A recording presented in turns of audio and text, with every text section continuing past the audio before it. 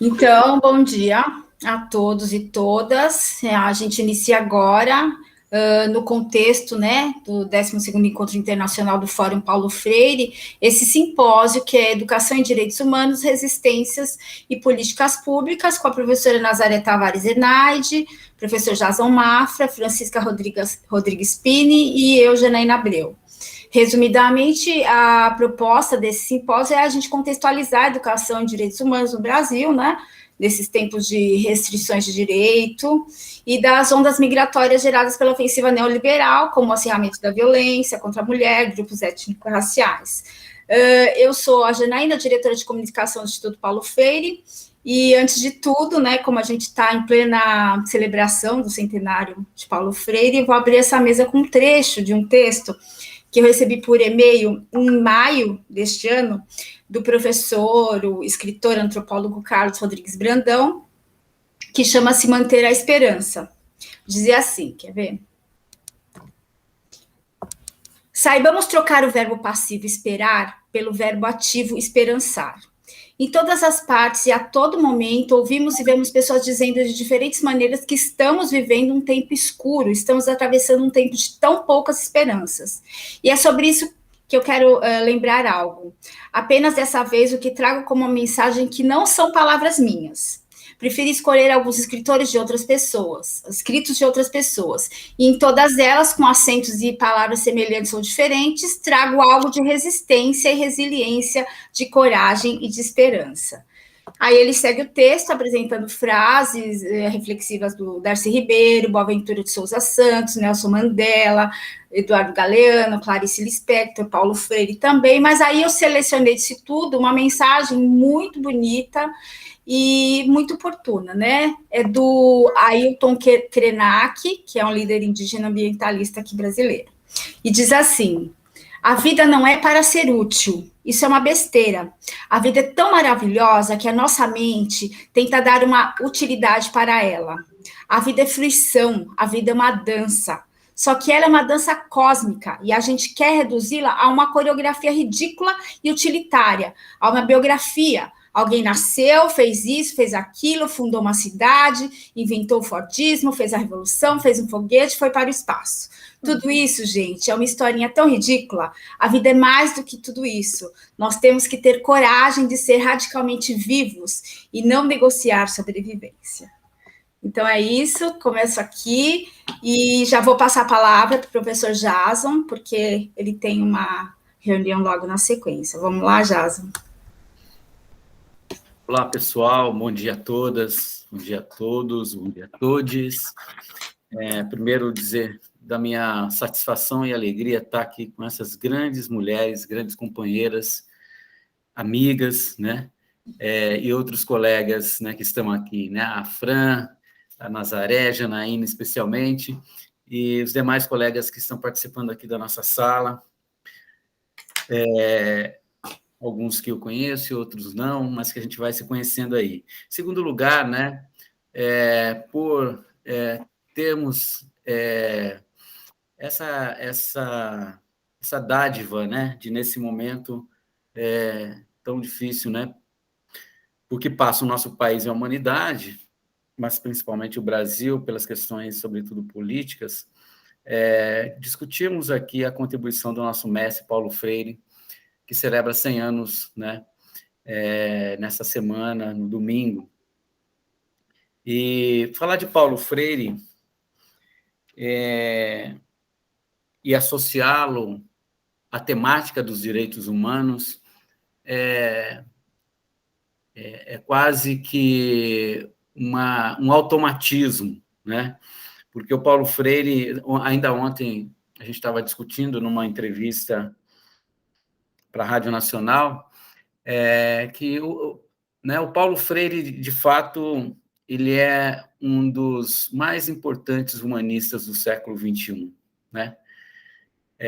Quando a gente observa, nesse centenário, sobretudo, a inserção do Paulo Freire, né, no cenário intelectual, né, na academia, no cenário dos movimentos sociais, diferentes movimentos sociais, né, que vão desde, né, movimentos de luta pela terra até movimentos de gênero, né, movimentos, né, em favor da criança e do adolescente, como o Estatuto, até, né, os espaços artísticos, por exemplo, como o teatro, né, teatro do oprimido, cinema do oprimido, e outros movimentos como o hip hop, a gente percebe essa intensa presença do Paulo Freire, né? E falar do Paulo Freire, Paulo Freire concluiu, né, a sua trajetória aqui, né, como escritor, em 1997, quando ele publica em vida, né, a sua última obra, Pedagogia da Autonomia. Depois, outras obras têm sido publicadas com escritos do Paulo Freire, mas eu gostaria de ressaltar esse livro, né, que também se tornou um best-seller, né, no campo da educação, traduzido para vários idiomas e com milhões de exemplares já publicados. Mas ele conclui este trabalho dele com, dentre outras coisas, aquilo que ele chama de ética universal do ser humano, né? É a primeira vez que o Paulo Freire fala disso, na verdade, mas, no fundo, todo o trabalho do Paulo Freire, desde os seus primeiros escritos, ele, de certa maneira, ele está voltado para a construção dessa ética universal do ser humano. E é um pouco sobre isso que eu queria rapidamente falar, né? Pensando, então, nas contribuições que nós podemos observar em Paulo Freire naquilo que diz respeito ao que chamamos de direitos humanos, né? Então, o primeiro ponto que eu já destaquei aqui é colocar que o Paulo Freire realmente ele se situa entre esses grandes homens e mulheres do século XX e século XXI, né?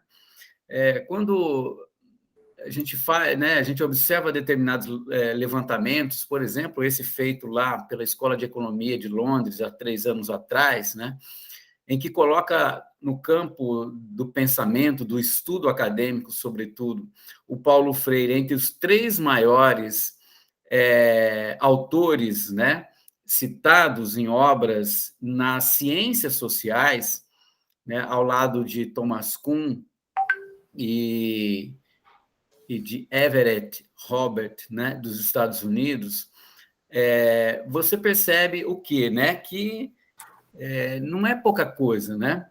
Nós estamos falando aí de um autor brasileiro que atravessou a segunda metade do século XX, né, como uma grande referência no cenário educacional, mas extrapolou o cenário educacional e foi para as ciências sociais em geral, né?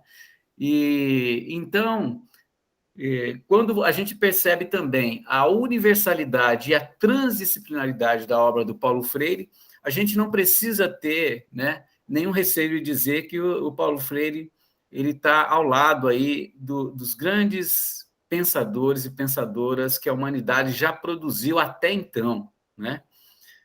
Não é pequeno, não é exagerado, né? Você dizer que o Paulo Freire se situa ao lado de Sócrates, né? Ao lado de Marx. Aliás, ele está sendo mais citado, né, do que esses autores, né? Do que Foucault, do que, enfim, essas referências que a gente tem também como grandes pessoas que são. Mas por quê, né? E por que o Paulo Freire ganha essa dimensão?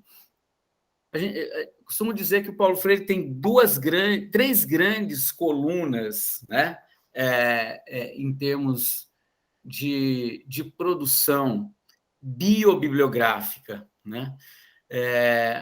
Uma coluna que a gente pode chamar de epistemologia, quer dizer, existe uma teoria do conhecimento em Paulo Freire, né?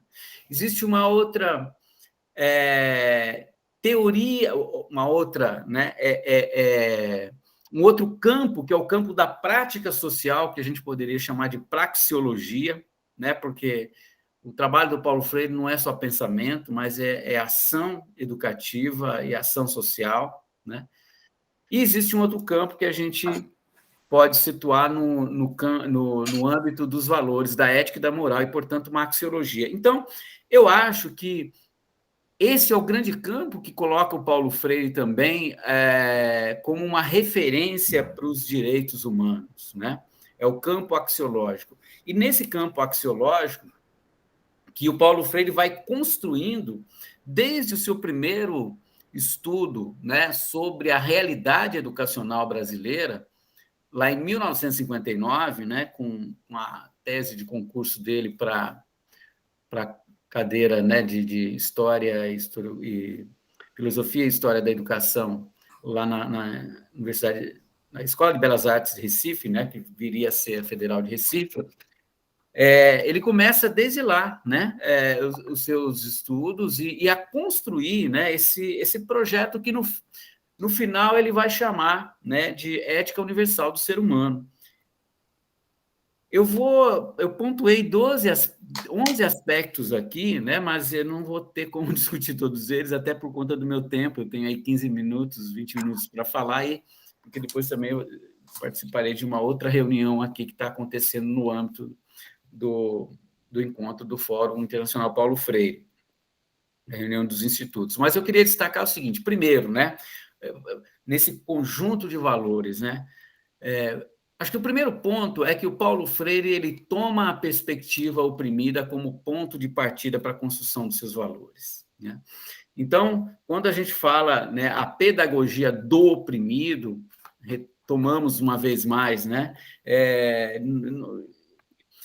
tem algo de muito intencional aí, né? Não é uma pedagogia para o oprimido apenas, né? Ou a oprimida, mas é a pedagogia nesta perspectiva, né? A partir do olhar, a partir da situação, da posição de classe, inclusive, do oprimido e da oprimida. Então, esse é o primeiro ponto. Lembrando que o Paulo Freire não era em si, né, uma pessoa oprimida, socialmente falando, mas é uma pessoa que fez aquilo que o Amílcar Cabral vai falar muito tempo depois e que o Paulo Freire também vai incorporar na sua teoria. Ele faz um suicídio de classe, um suicídio simbólico, né, nesse sentido de renunciar à sua situação, né, de pessoa branca, de classe média, né, e, de certa forma, até de uma aristocracia também, que a gente poderia dizer. A família, né, o pai do Paulo Freire era militar, capitão, e ele renuncia a essa condição e assume ao lado do oprimido e da oprimida essa luta, por duas razões: por uma razão ética e uma razão também epistemológica, né? Porque o Paulo Freire tem uma convicção de que a epistemologia oprimida, né, ela, mais do que qualquer outra, é a que contribui para o avanço da humanidade em todas as dimensões. Segundo, o Paulo Freire, em toda a sua obra, ele considera, e ele foi construindo esse processo, né, a interseccionalidade, classe, gênero e raça, como elementos explicativos das formas de opressão e de libertação, né? E isso o Paulo Freire vai ampliando, né?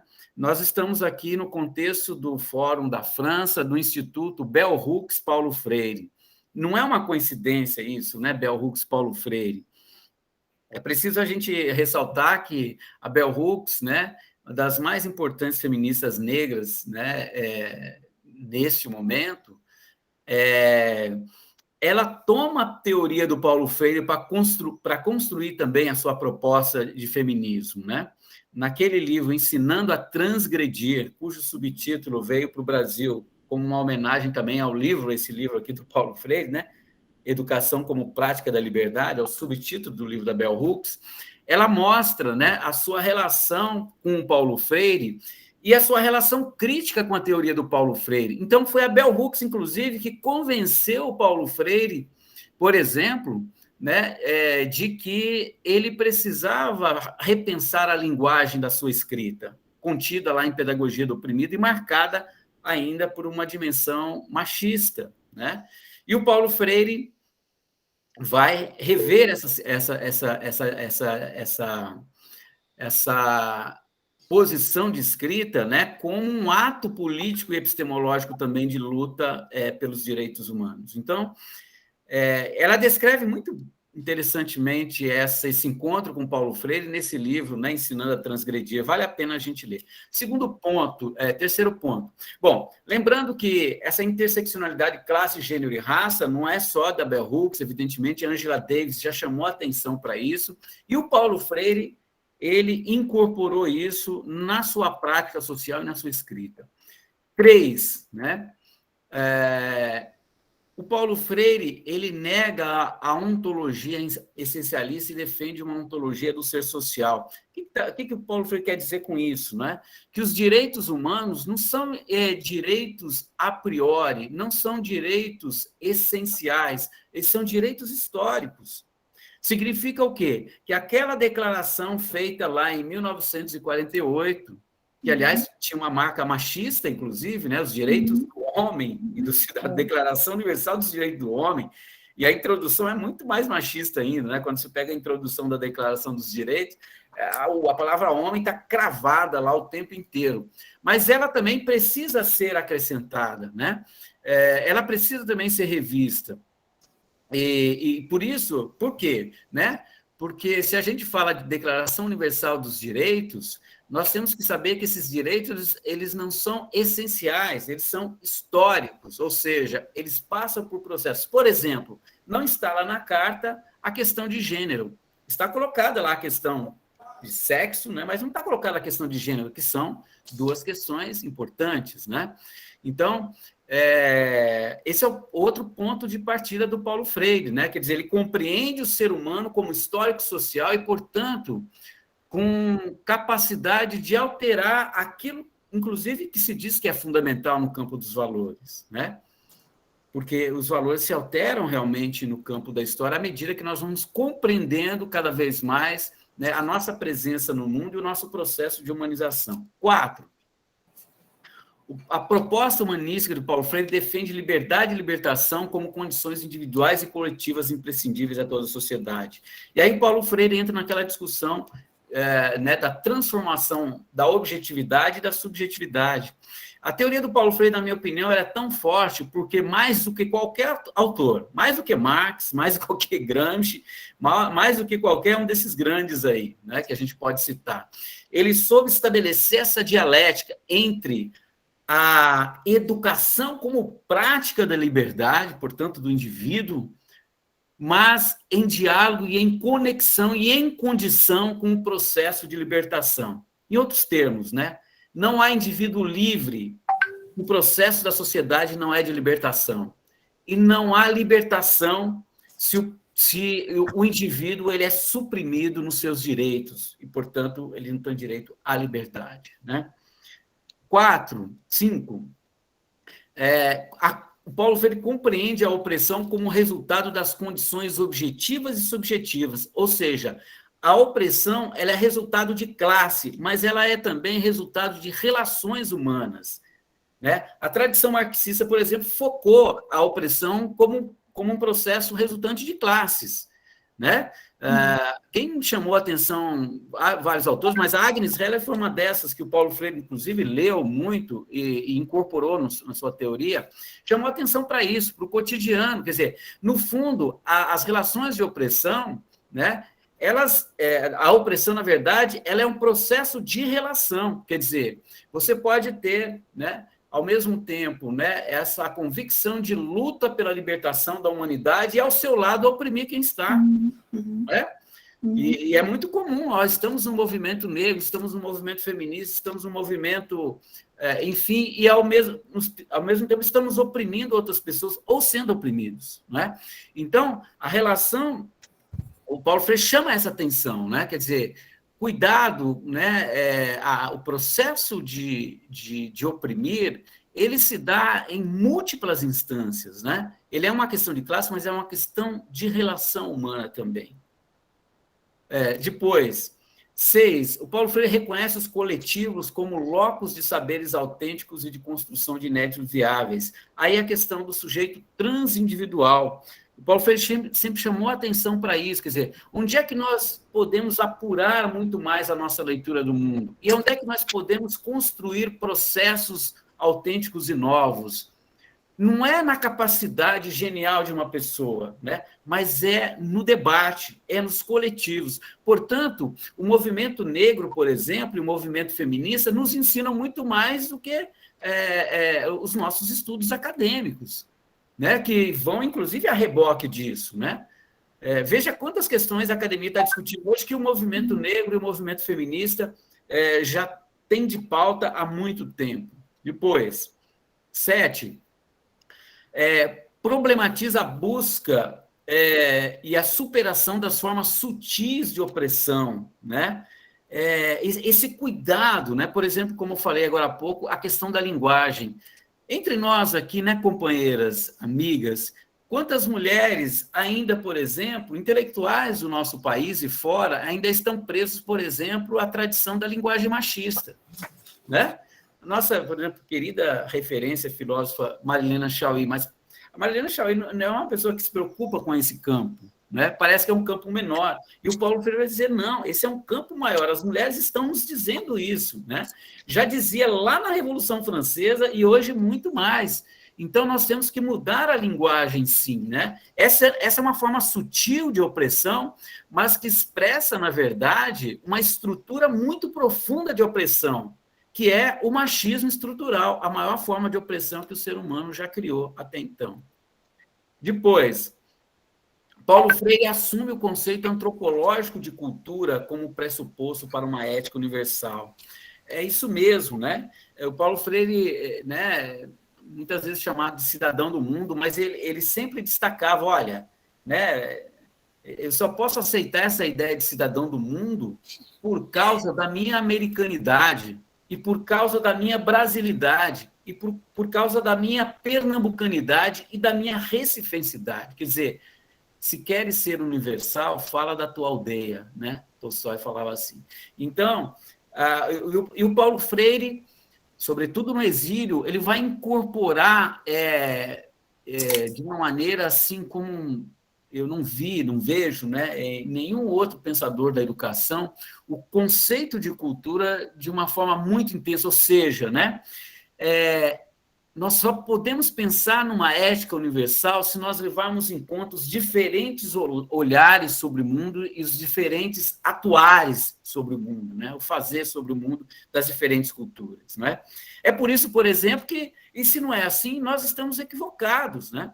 Por exemplo, estamos discutindo o conceito de sustentabilidade desde os anos 60 aí, né? Mas que conceito é esse, né? Que não pergunta aos povos nativos, aos povos originários, como é ser ecológico, né?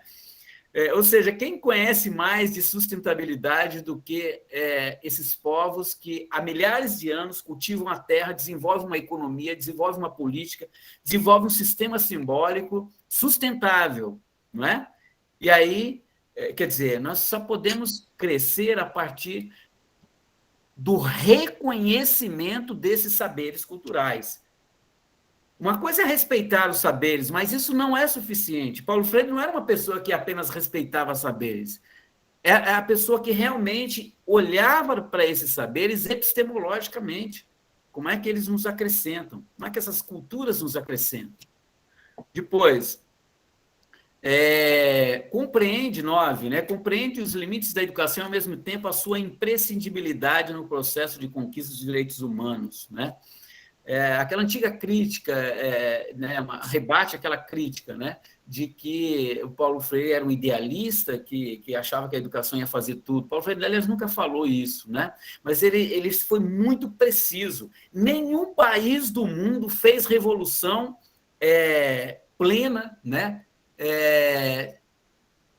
que não tenha considerado a educação, né? E, aliás, o grande equívoco, né, dos processos de transformação social radicais, revolucionários, de esquerda, inclusive, foi imaginar, né, que você mudaria as estruturas econômicas e políticas e mudaria a nação.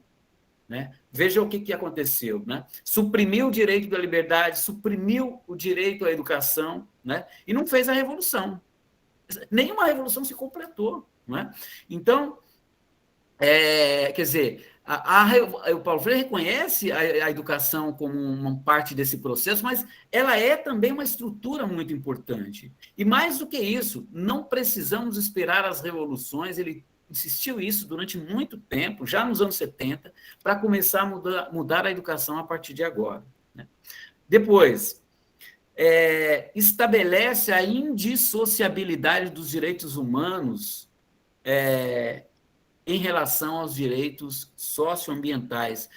O Paulo Freire não escreveu livro sobre ecologia, né? Mas essa era uma ideia dele, né? Ele tinha esse compromisso, e todos nós aí que trabalhamos com a questão do ambientalismo, né? E, sobretudo, tem esse vínculo com o Instituto de Paulo Freire. Sabemos que, por exemplo, aquele livro do Francisco Gutierrez, Ecopedagogia e Cidadania Planetária, foi um combinado com o Paulo Freire. O Paulo Freire ele estava tão antenado que a ideia do Paulo Freire, naquele momento, pouco antes de morrer, né, era exatamente pensar radicalmente a educação com as questões socioambientais nessa linha da chamada ecologia profunda, inclusive. Né?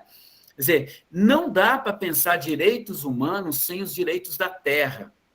Isso. Né? Então, quando a gente fala da Carta da Terra, por exemplo, ela é uma conquista, né? Ela é uma conquista que veio lá do movimento de 92, mas tem uma forte presença do Paulo Freire aí também. Sabemos disso, né, Fran e colegas, né? Esses encontros tantos que nós participamos e ajudamos a construir no processo da Carta da Terra. E, por fim, compreende a natureza histórico-social dos direitos humanos, buscando, portanto, sempre o universal no local e o local no universal. Colegas, meu tempo se esgotou, né? Eu encerro por aqui, mas eu queria encerrar, Janaína. Eu separei um trecho do Paulo Freire, mas a Janaína leu um texto do nosso querido Brandão, e eu não pude deixar de lembrar de um texto maravilhoso que o Brandão escreveu há 2 semanas atrás. Eu até postei no grupo lá, eu falei assim, Brandão, se tudo tivesse se perdido, mas se tivesse sobrado esse poema seu, nada teria se perdido. Eu vou ler aqui para concluir, né, a minha fala, esse trecho do Brandão. Ele diz assim, todos, uma, todas. Poema salmo para o dia 7 de setembro. Foi agora, esses dias. Morreu um homem em algum lugar em Cabul. Em toda a terra morreu toda a humanidade. Dormiu na rua um sem teto aqui na esquina, foi ao relento que dormiu toda a cidade. Em Nairobi, uma mulher negra passa fome, a Dinamarca inteira amanhece esfomeada. Em algum lugar nos Andes, uma criança sente frio, no meio do verão, Paris inteira adormece enrigelada. Bêbado, um marido espanca uma mulher, somos todos e todas nós as pessoas espancadas.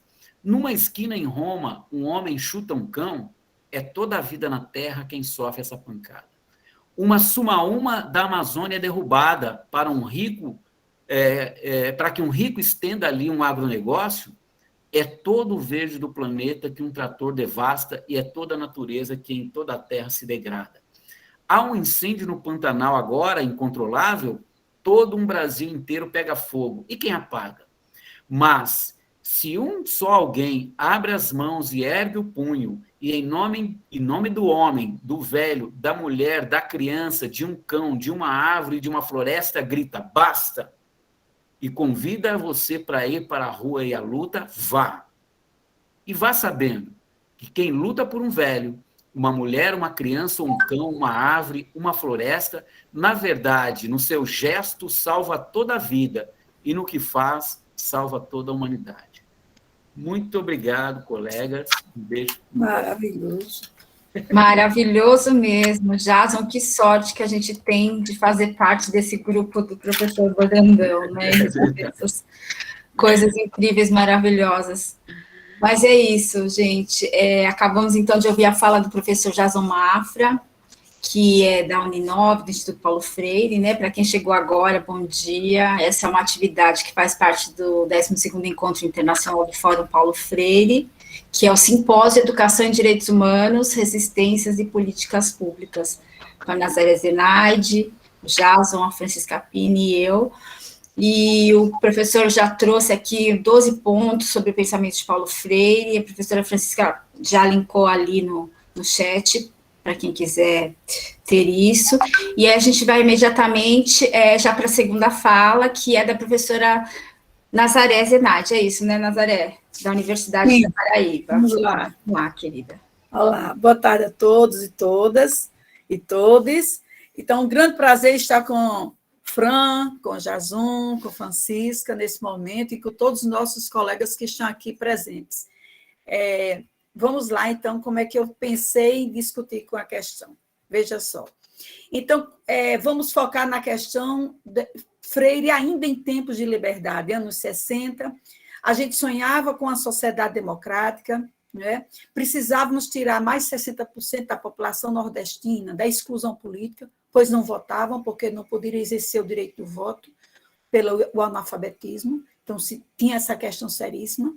E aprendemos também a tecer uma pedagogia social, dialogando com várias experiências extensionistas que emergiram desse comprido país, né? Então, Freire sempre colocava que afirmava de que a pedagogia do oprimido é aquela que tem que ser forjada com ele e não para ele. Esse outro é profundamente respeitado em sua concepção filosófica e de produção de conhecimento, e epistemológica, né? Então, ele diz, uma pedagogia que faça da opressão e das suas causas objeto de reflexão dos oprimidos. Então, isso que o professor Jason iniciou também colocando com a gente. Então, nessa experiência pedagógica, que é uma pedagogia profundamente engajada com a mudança, com a sociedade em movimento, ele vai, então, contribuir para uma ideia de pluralidade cultural e política, com a ideia de participação social, né? Mas formar cidadãos ativos, oportunizando a eles o exercício da palavra, isso assustou profundamente as elites e as forças conservadoras do país. E em 1º de abril de 64, nós enfrentamos um Estado, né, de opressão com um golpe de Estado. Então, eram tempos de tirania. Em tempos de tirania, a gente vai, então, começa, então, com o ataque à educação. Os tempos de tirania retiram as cores, as flores, as vozes, a música, o som, retira os sujeitos, se trancafia os sujeitos. E aí, Paulo Freire, o primeiro ataque à educação é justamente a prisão de Paulo Freire, né, e toda a perseguição, né, as prisões que ele teve em Pernambuco. Depois ele vai para o exílio e ele vai viver longos anos no exílio, graças à solidariedade internacional. Ele soube, vamos dizer assim, não só sentir na pele o que é ser uma apátrida, o que é ser um não cidadão da sua nacionalidade, que é aquilo que dá a condição mínima das pessoas, é ter uma nacionalidade, um lugar, um refúgio, um pertencimento. E, ao mesmo tempo, ter que viver, não é, o exílio, e viver esse exílio para poder reolhar o seu país com toda E aí a importância desse exercício pessoal, né, e social, para que ele pudesse viver não só a opressão em toda a sua dimensão, mas também entender que a luta pela libertação tinha que estar em vários lugares do mundo. E aí ele vai percorrendo, ele vai trilhando, e ele vai esperançando, chegando em vários países, e de novo enfrentando outras situações de opressão e de regime ditatoriais, de uso extremo da força. Então, Paulo Freire passa a ser justamente uma pessoa que colocava em questão essa sociedade autoritária. E ele sempre afirmava de que uma sociedade autoritária não educa pelo diálogo, mas instrui pelo monólogo, né? Como um saber monolítico que se preocupa mais em homogeneizar e controlar do que emancipar. E aí, né, o Paulo Freire vai justamente ser enquadrado, ele é enquadrado porque queria mudar a ordem social, uma ordem social que excluía mais 60% das pessoas do exercício da cidadania política. Ele queria mudar uma ordem social, porque ele era um cidadão do mundo, porque ele entendia que a educação era para a libertação e não para a opressão, né? Então, por isso que ele já forjava uma fundamentação para a ideia dos direitos humanos, quando ele passa a dar, no sentido de que os direitos humanos não operam só com a denúncia, mas era preciso ver a denúncia, era preciso anunciar, ele sempre puxava esse fio. Nós que estamos no campo dos direitos humanos, nós estamos o tempo todo lidando com a dor, com o grito, com a dignidade ferida, mas ele sempre empurrava para que a gente ultrapassasse a postura da vitimização, não assumir a postura da vitimização, porque ela imobiliza. Então, essa importância dele anunciar, da educação para anunciar, para se indignar, para mover o sentido em direção ao outro, né? O outro era parte do seu olhar social. Então, veja só, como o nosso simpósio ele vai tratar educação em direitos humanos, resistência e políticas públicas, então eu vou trazer então para vocês a primeira reflexão, que a educação em direitos humanos na América Latina e no Brasil, ela inicia-se como expressão da resistência à violência, como resistência à violência de um Estado autoritário, de um Estado de exceção, que retirava o direito à vida, o direito à liberdade, o direito à participação, então era preciso resistir. Né? Mas que essa educação em direitos humanos, em tempos de transição, 70, 80, ela vai focar a importância do educar para não repetição. Era preciso enfrentar um Estado autoritário, era preciso ir para as ruas, construir a luta pela anistia, construir as diretas, construir uma nova Carta de Direitos, e era preciso criar uma plataforma de uma sociedade democrática. Né? Então, em tempos democráticos, essa educação em direitos humanos ela vai, então, a partir de uma Carta de Direitos, ela vai, então, entrar pela porta das políticas públicas e ela vai transversalizar não só a política da educação, mas as políticas no campo da justiça, da administração penitenciária, não é? Da educação e da saúde, né? E outros mais. Então, quando Paulo Freire, na Pedagogia do Oprimido, ele se propõe uma aliança necessária com as vítimas, um olhar, uma escuta com as vítimas, né? E, no fundo, ele estava justamente, não é, tecendo todo esse pano de fundo da ideia de uma educação para enfrentar, para resistir a esses tempos de autoritarismo. Não é? O Eduardo Bittar, ele diz uma fala que ele diz que nos anos 60 e 70 a educação em direitos humanos ela se desenvolve justamente nessas lutas contra a opressão. Então, a gente vai dizer o seguinte, a educação em direitos humanos ela surge nas ruas, ela surge nos congressos pela anistia, ela surge nas mobilizações estudantis, ela surge nas greves dos anos 70, operárias, elas vão surgir nos movimentos populares, nos movimentos identitários. Então, é na ação política, é no processo que o sujeito se move em direção à libertação, que é o exercício de uma educação, por isso que ele fala da educação não formal e da educação popular. Então, as primeiras possibilidades, como foi que a gente aprendeu e ensinou direitos humanos na sociedade brasileira? Participando de vigílias, participando de cultos ecumênicos, de romarias, de atos públicos, não é? Foi assim que a gente foi visitando prisões, ouvindo as vítimas da tortura, montando os dossiês do Brasil Nunca Mais, montando, né, entidades, movimentos, né?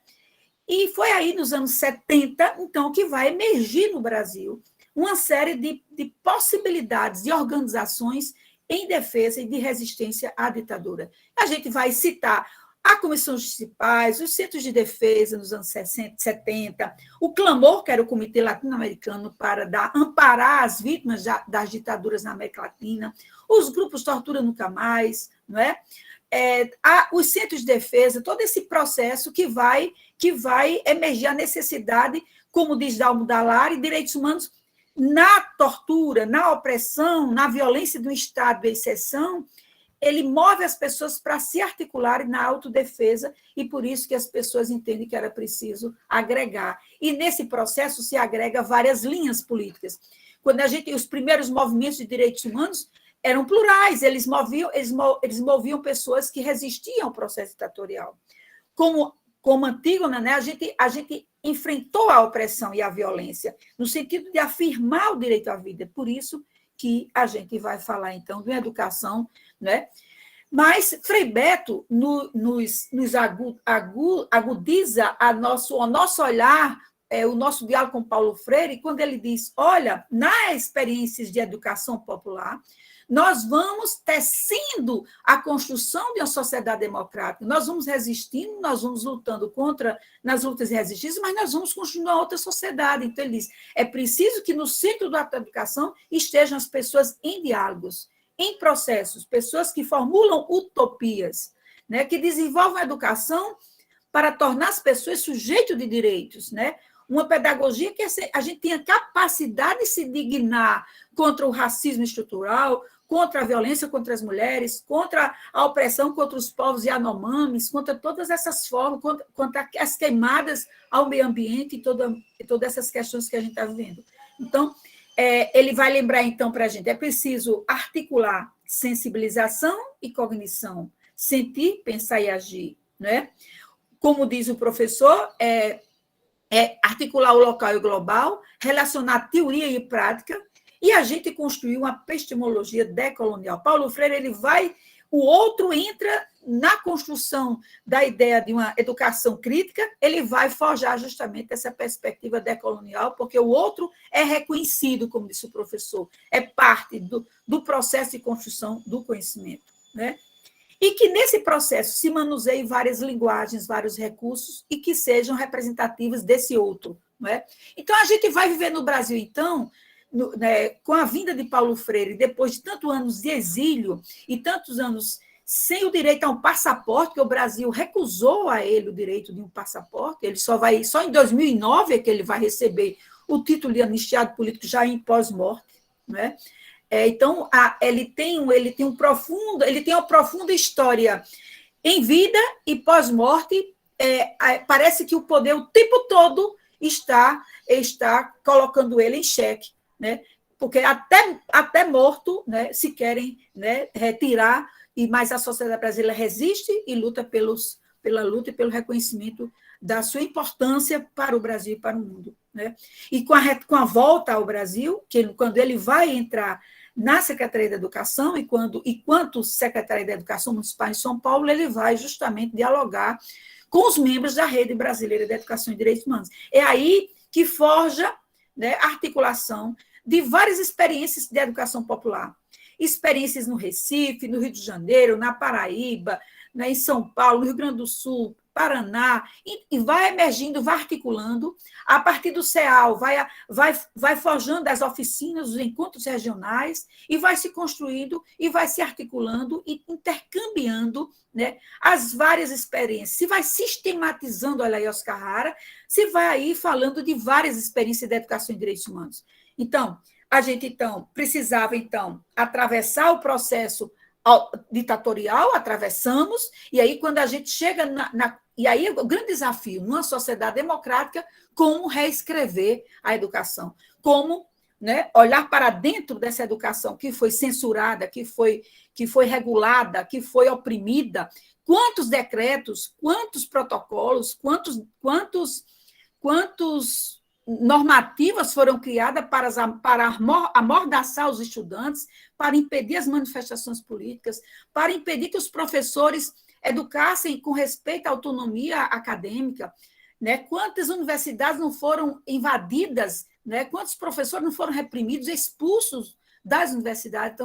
Então atravessar um período, né, de total opressão às liberdades, e você forjar agora uma sociedade democrática, isso era um tempo novo, era um tempo, né, e ele estava presente nesse tempo novo, né, e ele foi justamente para dentro da política pública fazer a diferença por dentro do Estado, dialogando com educadores. Então, aí a gente foi tecendo, né? O Brasil começa a ratificar os instrumentos de proteção dos direitos humanos, e quando chega 93, e se instaura a década da educação em direitos humanos. Então, quando se coloca a importância de dar centralidade na educação formal aos conteúdos da educação para a paz, da educação para os direitos humanos e da educação democrática, então, essa década ela vai empurrar os países a formular seus planos nacionais de direitos humanos, seus programas, né, seus planos. Então, o Brasil vai criar o seu primeiro programa em 96, de direitos humanos ainda,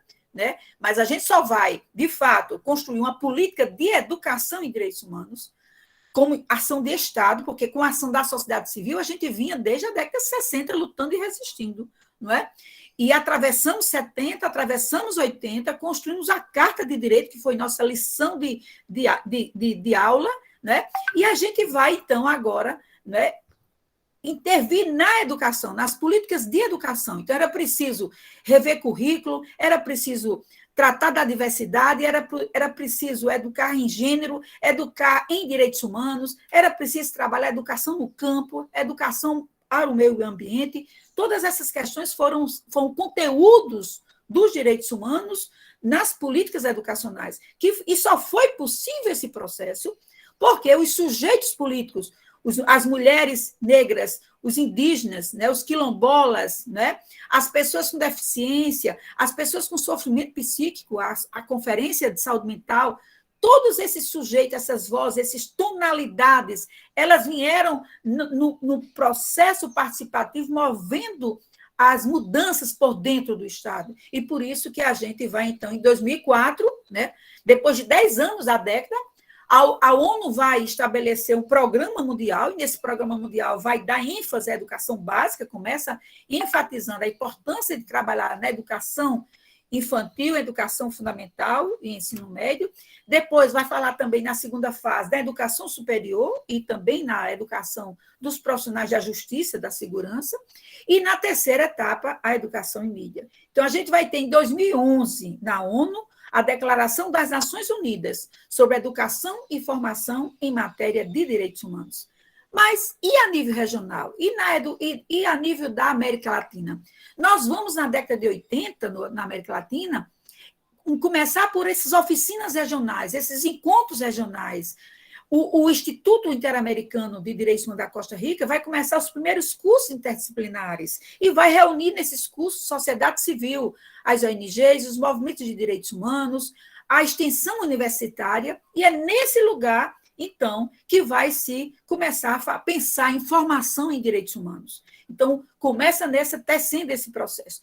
Mas é em 88, no protocolo adicional da Convenção Americana, que vai se dizer, no caso da América Latina, no protocolo chamado de São Salvador, que vai dizer que o respeito aos direitos humanos deve ser conteúdo da educação formal, né? Então, a gente vai ter na América Latina, então, a Carta Democrática de 2001, nós vamos ter uma conferência de educação em direitos humanos em 2001 no México, e nessa conferência de 2001 vai surgir a Declaração do México, que vai tratar da educação, na educação superior, na educação popular, na educação no caso da extensão universitária, educação superior. Então, essa Declaração do México é o primeiro documento, vamos dizer assim, latino-americano que vai tratar da educação de direitos humanos no continente que viveu longos anos de escravidão, longos anos de colonialismo e colonialidade, portanto, que a educação em direitos humanos, como resistência a essa opressão e a essa luta por um novo mundo, por uma sociedade democrática, isso aí vai forjar esse processo de construção democrática. E a gente vai ter um pacto interamericano de educação e direitos humanos já em 2010, quando acontece uma reunião com os ministros de educação, né, no sentido de pensar um pacto interamericano para que se avançasse na década da educação e direitos humanos. Em 2015, entre 2010 e 2015, nós vamos, na América Latina, no âmbito do Mercosul, nós vamos construir as diretrizes regionais para a educação e direitos humanos. Foram feitos encontros na Argentina, no Brasil, vários encontros. Essa diretriz ela foi toda escrita e revisada e rediscutida, mas ela ainda não, por conta do retrocesso no campo democrático, nas presidências, vamos dizer assim, das nações, no caso do Brasil, que aconteceu os retrocessos, Bolívia e outros, nós tivemos esse recuo. Mas nós temos hoje ainda uma diretriz que foi profundamente discutida a nível da América Latina, né? E nós, do Brasil, nós tínhamos desde a década, desde 95, que a gente vinha, pela sociedade civil, né, construindo a Rede Brasileira de Educação e Direitos Humanos. Essa rede ela foi fundamental, não só porque ela reúne no primeiro congresso, em 97, mas porque ela tinha interlocução, não é, com com universidades, com ONGs, com o movimento de direitos humanos, e ela vai até que em 2003, quando Lula assume o governo e que Nilmar Miranda assume a presidência da Secretaria de Direitos Humanos, não é? É quando, então, se vai tratar de dar ênfase a uma política de educação em direitos humanos. Para isso, era preciso criar, como definir a resolução da década, criar um plano nacional. E, para isso, nós fomos em cada estado do Brasil, reunimos todos os setores, educação não formal, educação popular, educação superior, educação básica, educação em mídia, educação do sistema de justiça e segurança, e desse diálogo, né, plural e interétnico, e reunimos os movimentos identitários, movimentos populares, e desse processo de escuta participativa, nós, então, escrevemos o nosso Plano Nacional de Educação e Direitos Humanos, que hoje já tem mais de 10 anos. Né? Então, o Brasil teceu esse processo e, a partir do Plano Nacional de Educação e Direitos Humanos, que foi forjado, construído a partir da criação de um comitê com representações de todo o Brasil.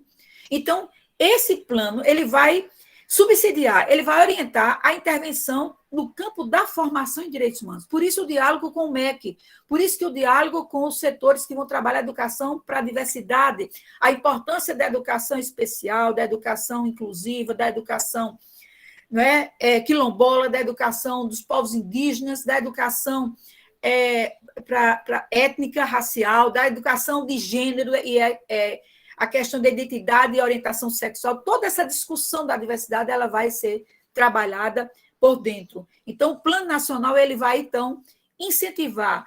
A partir desse plano, então, nós construímos um conjunto de ações de políticas públicas. Criamos prêmios para identificar as experiências exitosas no Brasil, da sociedade civil, de todos os setores.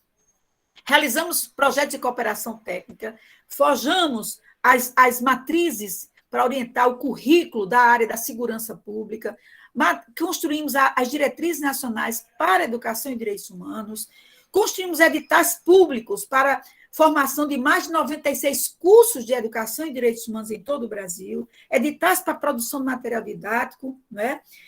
Fomos, então, estavam nessa construção, dialogamos com as universidades, criamos aquilo que tanto Paulo Freire incentivava, que era a extensão popular, crítica e emancipatória. Então, atuamos no sentido, através do Fórum de Pró-Reitores, na questão do PROEST, que era o Programa Nacional de Extensão Universitária, onde o tema dos direitos humanos era um eixo da formação universitária. Então, para vocês verem que foi toda uma construção de Estado e políticas públicas que foi tecendo.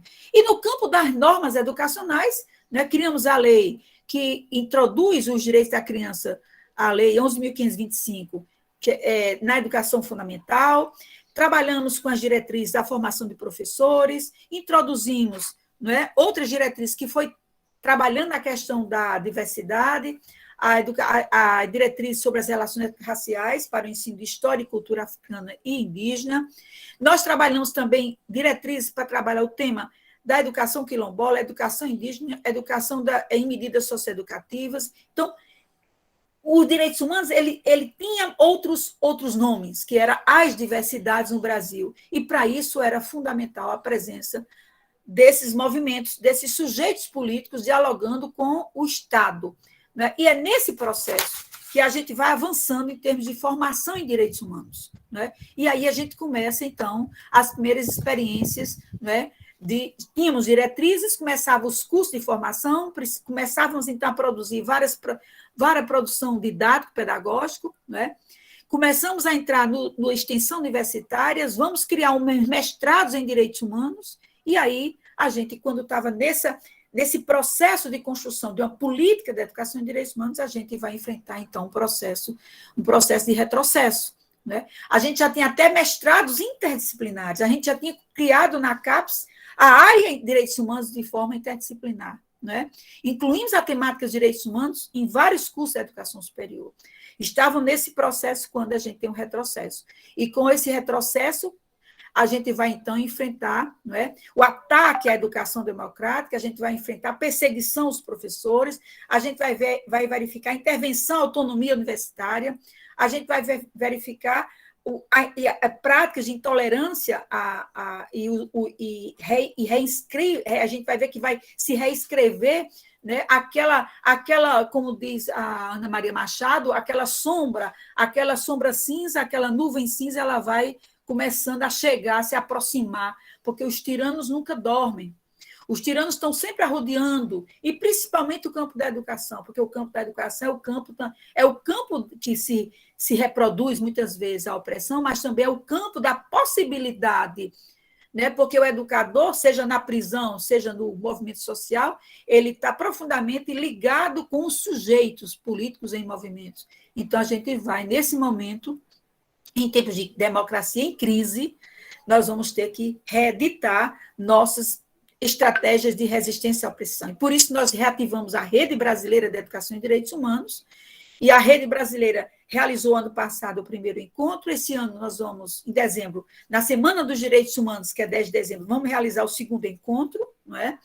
Estamos articulando em todo o Brasil as comissões de educação e direitos humanos em cada estado do Brasil, como projeto de sociedade. Então, a ideia agora é que a gente possa construir, nesse processo de resistência, um movimento de educação e direitos humanos pelo lado da sociedade, como um projeto de sociedade. Então, por isso que nós estamos agora enfrentando esses ataques à educação democrática, né, conjugando forças e atravessando esse momento de crise. Então, só para fechar, então, lembrar então, para todos e todas que de 27 a 29 de outubro nós vamos ter o 9º colóquio latino-americano e caribenho da educação e direitos humanos, que vai ser organizado pela Federal do Mato Grosso do Sul, né? E pela nossa Rede Brasileira de Educação e Direitos Humanos, nós temos, dia 21 de setembro, nós vamos ter uma live sobre o centenário Paulo Freire, que o Instituto Paulo Freire vai coordenar pela Francisca, e o segundo encontro, esse ano ainda, vamos realizar o segundo encontro nacional de Educação e Direitos Humanos, que vai ser de 8 a 10 de dezembro, que é a Semana dos Direitos Humanos. E nesse encontro nós vamos debater educação e direitos humanos em tempo de desafios, de pandemias e ameaças à democracia. Então, eu espero que a gente possa abrir o diálogo. Depois estou aqui à disposição de vocês. Obrigada. Obrigada, professora, pessoal. Nós estamos aqui, então, reunidos no contexto do 12º Encontro Internacional do Fórum Paulo Freire, no Simpósio Educação e Direitos Humanos, Resistências e Políticas Públicas, e a gente acabou de ouvir, então, a fala potente da professora Nazaré Zenardi, que trouxe uma aula de história, né, desde Paulo Freire, o exílio, passou pela construção do Plano Nacional de Educação e Direitos Humanos, seus desdobramentos na construção de inúmeras políticas públicas, e então a gente vai agora para a fala da professora, doutora Francisca Rodrigues de Oliveira Pini, da Unifesp, do Instituto Paulo Freire, mas antes eu quero ver se eu consigo passar para vocês uma homenagem ao Paulo Freire, né, que completa 100 anos agora, dia 19 de setembro, e aí a gente já emenda na fala da professora Francisca. Vou ver se eu consigo. Só um minuto.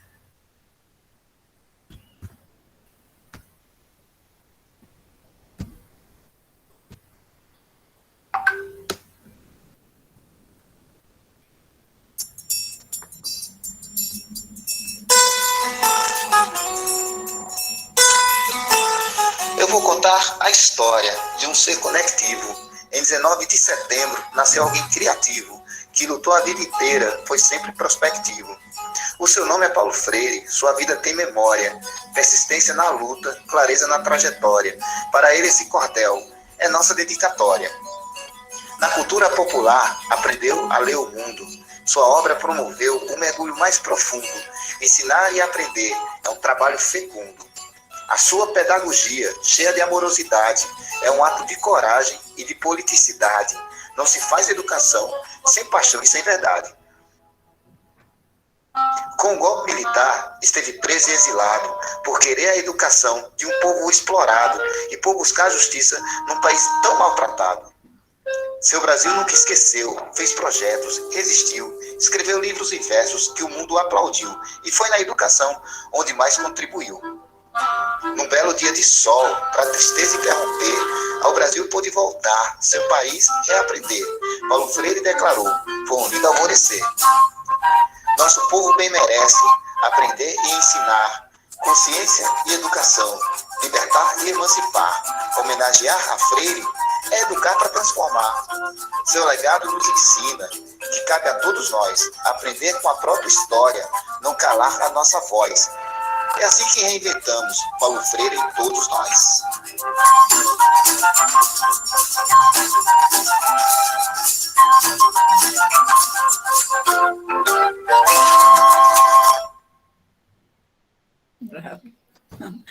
Deu, né? Maravilhoso. Que bom, ficar aí mais uma homenagem. Então, vamos lá, professora Francisca, com você agora. Então, bom dia, pessoal.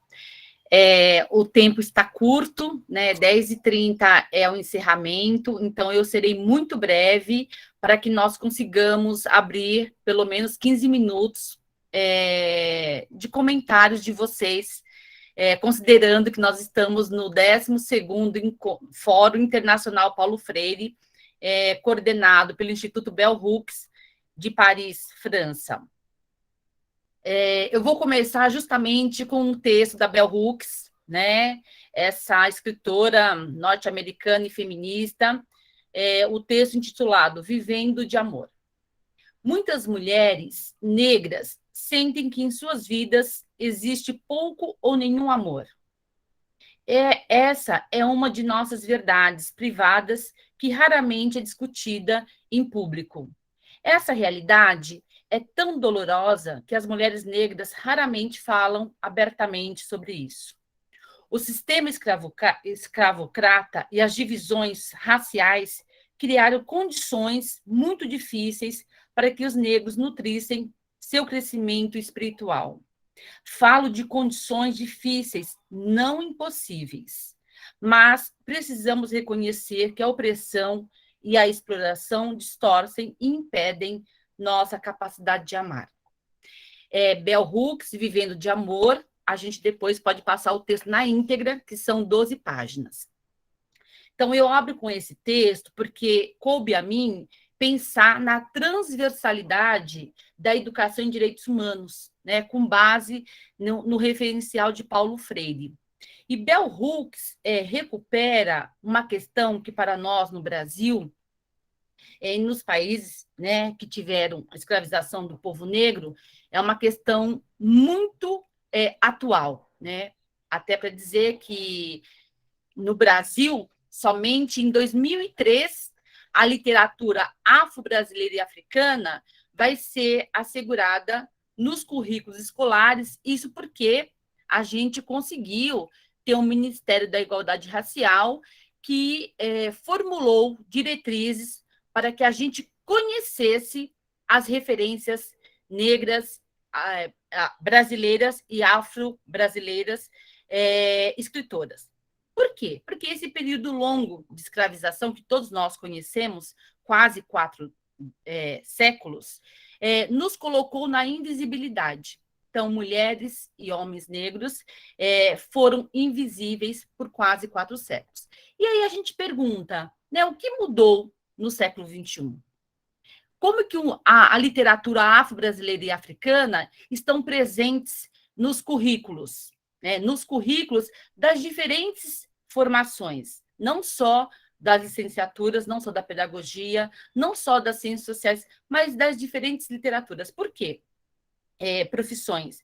Porque sem a gente fazer essa reparação, do mesmo modo que a Nazaré trouxe a questão da ditadura civil-militar de 64, essa reparação com o nosso passado escravocrata, nós precisamos fazer. E digo isso porque o ano que vem, as cotas raciais vão novamente para o debate. E se nós não entendermos que essa é uma forma que o Brasil, né, uma forma que o Brasil tem de afirmar uma política afirmativa para a população negra, indígena, nós corremos o risco de não tê-las se nós não colocarmos no debate essa questão. Digo isso porque a transversalidade da educação em direitos humanos, como a Nazaré também trouxe, o Jason, ela já foi pautada como uma dimensão teórico-metodológica, mas, de fato, poucas pessoas ainda conhecem tanto o Plano Nacional de Educação em Direitos Humanos quanto as diretrizes para as relações étnico-raciais, as diretrizes para a educação em direitos humanos, as diretrizes indígenas e as diretrizes que nos convocam a inserir a educação em direitos humanos de crianças e adolescentes nos currículos. Então, nós conquistamos, do ponto de vista legal, uma vasta, um vasto marco legal, mas do ponto de vista prático, né, muitas pessoas ainda não conhecem tais diretrizes. Eu estou também na pós-graduação em Serviço Social e Políticas Públicas na Unifesp, trabalhando os direitos humanos de criança e adolescente. E aí eu trouxe para o grupo, né, no curso da disciplina, essas reflexões. E o curso ele é interdisciplinar. E muitas pessoas da pedagogia diziam: nós desconhecemos tais diretrizes. Então, a gente está falando que os marcos que nós conquistamos, e aí fruto da luta do movimento social tão bem recuperado pela Nazaré, eles não se fazem presente em muitos dos espaços. Então, a primeira questão que nos é colocada é, de fato, como que está, primeiro, né, esse conhecimento desse arcabouço teórico, legal, que nós conquistamos, né? Nós, dos movimentos sociais, e aí tem aqui nesse grupo virtual muitos dos sujeitos políticos que contribuíram para as suas formulações. Então, a gente vive hoje, como a Nazaré disse, se no tempo que atravessamos, porque nós estamos falando somente de 32 anos, né, de vivência de uma frágil democracia, né, porque nós sabemos que na América Latina o Brasil foi o único país que não julgou os seus violentadores, né? Então, no banco dos réus, os que cometeram atrocidades na ditadura, né, e no próprio período histórico, eles não foram julgados, diferentes da Argentina, do Chile, que foram para o banco dos réus. Trago isso para dizer que só na Constituição de 88, as mulheres, né, mesmo do ponto de vista legal, passaram a ser reconhecidas como detentoras de direitos, colocando no mesmo patamar de igualdade em relação aos homens. Então, mais uma questão, essa transversalidade da educação em direitos humanos, ela não se apresenta na visibilidade dos diferentes espaços da vida política, né? Vamos citar apenas um, que é o próprio espaço do Congresso Nacional, né, onde temos a Câmara dos Deputados e o Senado. A participação das mulheres é quase, eu diria, nula. Não porque nós não tenhamos mulheres com competência política, teórica, técnica, porque, como o Jason e a Nazaré disseram, o patriarcado, né, que atravessa a nossa história, e o racismo estrutural que atravessa a nossa história se faz muito presente, nos colocando no lugar de subalternização. Então, tanto a Bell Hooks quanto a Conceição Evaristo vai dizer que a mulher negra, por vezes, é vista como esse lugar de subalternidade. Tanto a mulher negra quanto a mulher branca, elas vão ter uma gama de responsabilidades para pensar a sua inserção na vida política, porque dizer que nós somos iguais perante a lei com os homens, isso é uma falácia, porque na divisão social do trabalho doméstico, principalmente, as mulheres não são iguais. Mas aí, nós temos que pensar o seguinte: como a educação, olhando para a educação básica, o ensino superior, o sistema de justiça e segurança pública, a mídia e nós, em São Paulo, temos cada vez mais, no estado de São Paulo, temos cada vez mais discutido a educação popular em direitos humanos e não a educação não formal, porque a gente entende que a educação popular é uma prática político-pedagógica que tanto está no contexto dos movimentos sociais, quanto deveria estar no contexto dos ambientes curricularizados, como a educação básica e o ensino superior. E o Paulo Freire, no seu livro Educação e Ação Cultural, ele vai resgatar essa discussão quando ele regressa para o Brasil após o exílio.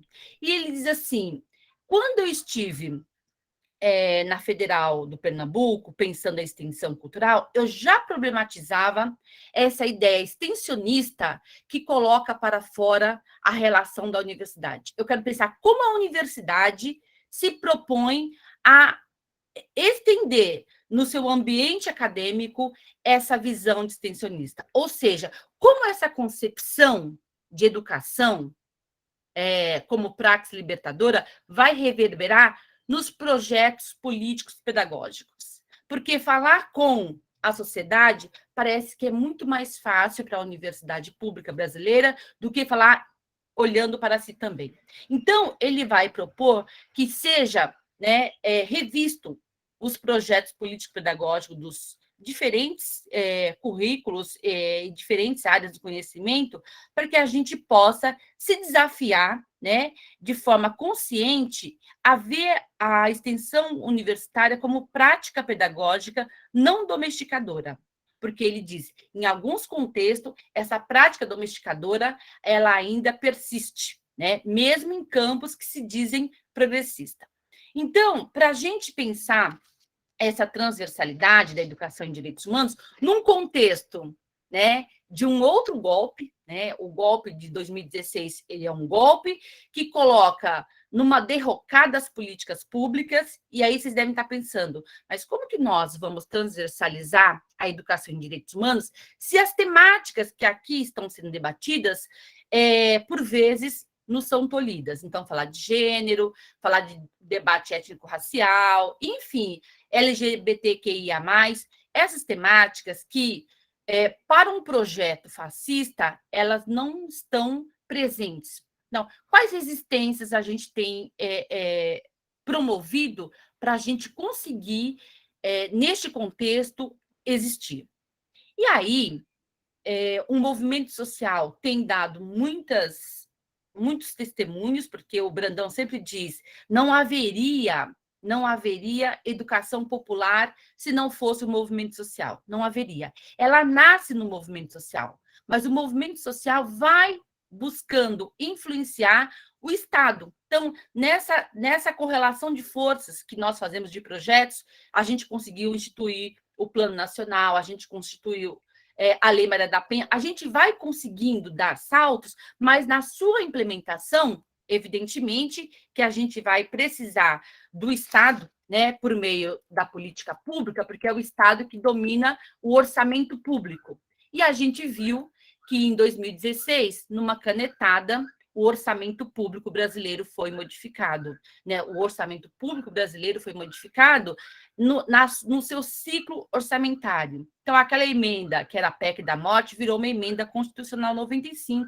E essa emenda coloca que, por 20 anos, novas políticas públicas não serão possíveis de serem formuladas se nós não conseguirmos, antes destes 20 anos,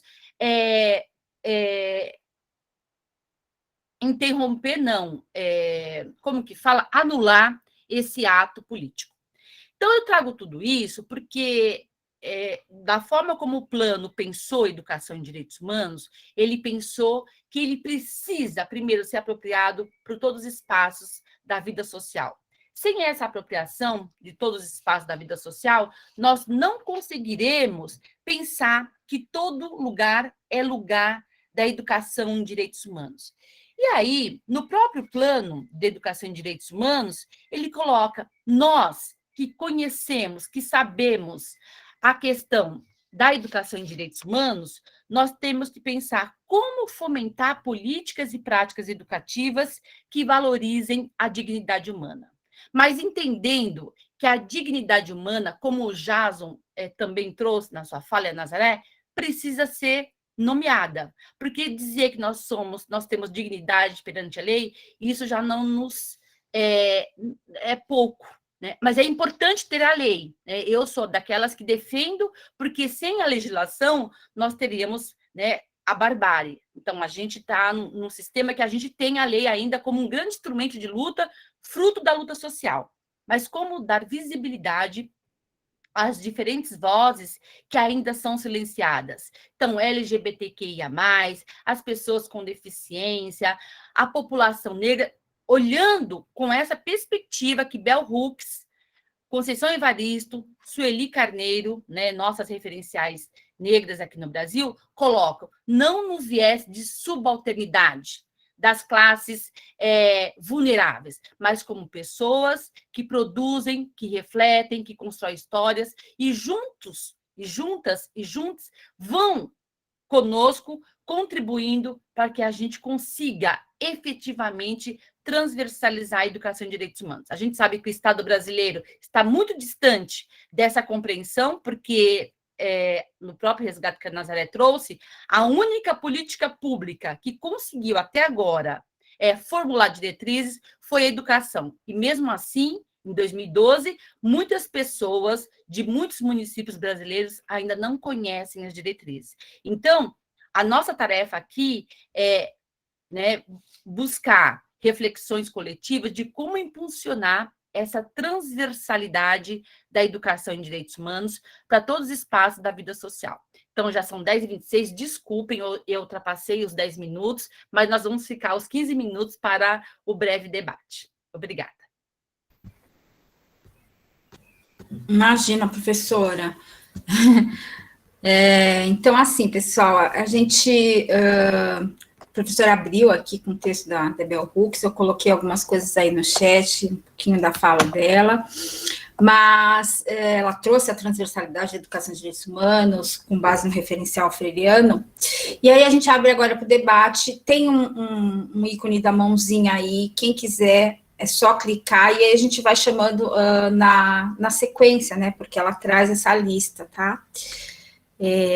Vamos ver se alguém já quer fazer algum comentário, uma contribuição à fala dos professores, a gente finaliza com eles.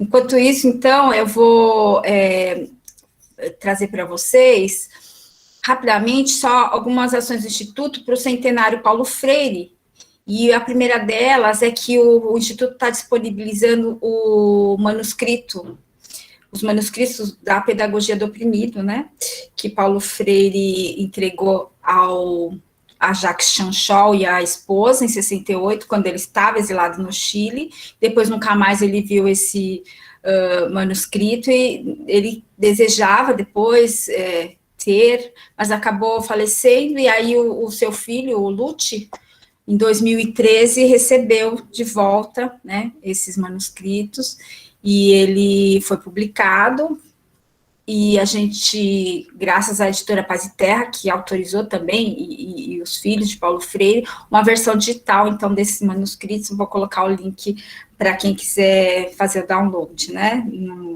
Eu acho que um grande presente para o Centenário Paulo Freire. O Instituto também está disponibilizando um outro livro, que fala dos 30 anos que o Instituto completa este ano, o Instituto do Brasil, que é o Reinventando Freire. Colocarei o link também para vocês, e numa parceria muito maravilhosa com a UFAP, que é a Universidade Federal do Agreste Pernambuco, o Instituto, desde o ano passado, vem trabalhando com uma equipe de alunos, e a gente está lançando essa semana um aplicativo que chama Mapeamento da Comunidade Freiriana Internacional, que ele contribui para o registro e divulgação de organizações, movimentos sociais e de projetos inspirados no legado de Paulo Freire, né? Então, por enquanto, só para Android, mas as pessoas se inscrevem lá, né, suas experiências, e pode trocar para o mundo todo, né? Eles também conseguiram criar agora, do ano passado para cá, um site, que é o site www.centenariopaulofreire.org, que é um espaço que dá visibilidade, né, para iniciativas, eventos, seminários, todas realizadas sobre os 100 anos de Paulo Freire, no Brasil e no mundo, né? Então, é um espaço que dá essa visibilidade, está lá para também as pessoas registrarem as suas atividades, né?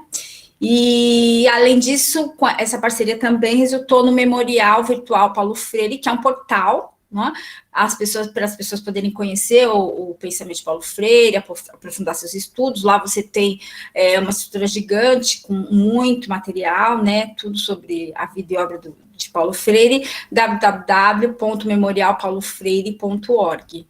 Então, eu vou colocar os links aqui no chat para vocês, tá bom? Parece que ninguém se inscreveu, para mim não aparece, para vocês aparece, professoras? Também não vi aqui.